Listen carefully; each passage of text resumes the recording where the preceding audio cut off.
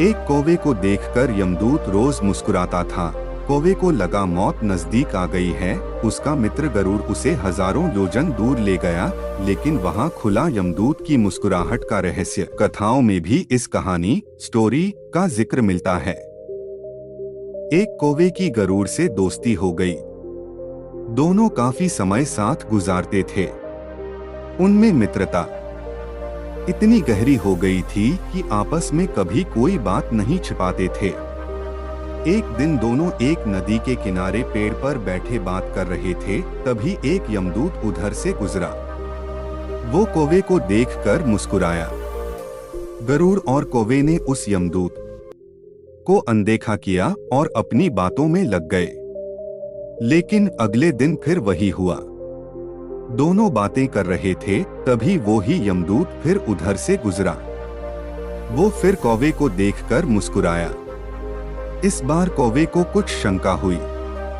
उसने गरुड़ से कहा कि ये यमदूत मुझे देखकर कल भी मुस्कुराया था और आज भी वैसे ही मुस्कुराया।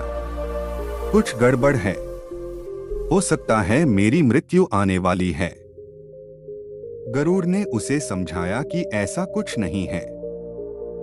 ये एक संयोग भी हो सकता है। तुम चिंता मत करो। 2-3 और ऐसे ही निकले। रोज यमदूत कौवे को देखकर मुस्कुराता। अब तो कौवे को यकीन हो गया कि निश्चित ही मेरी मौत नजदीक है।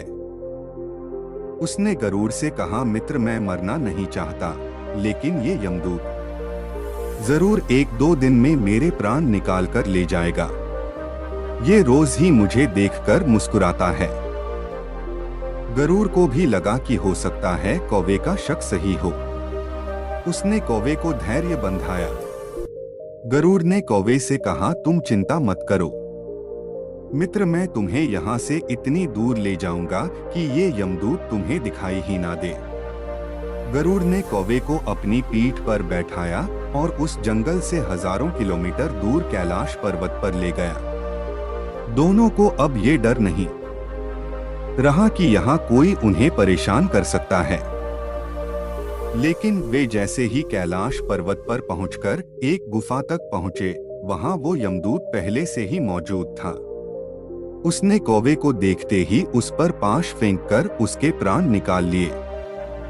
गरुड़ देखता रह गया। उसने यमदूत से पूछा, तुमने इसे मारा क्यों? यमदूत ने कहा कि इसकी मौत इसी समय लिखी थी, इसलिए इसके प्राण निकाल लिए। गरुड़ ने फिर पूछा, तो फिर तुम इसे देखकर उस जंगल में मुस्कुराते क्यों थे? इसे मारना ही था तो वहीं मार देते।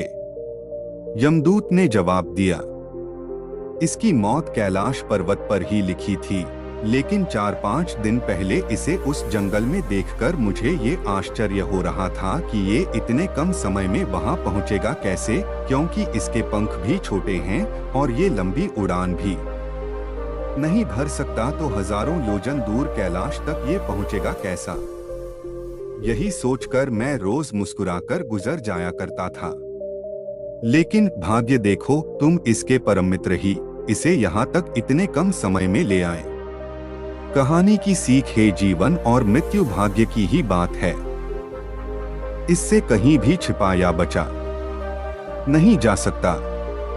जब तक जिंदगी है तब तक कोई आपको मार नहीं सकता, लेकिन अगर मृत्यु निकट हो तो कोई कोशिश आपको बचा नहीं सकती।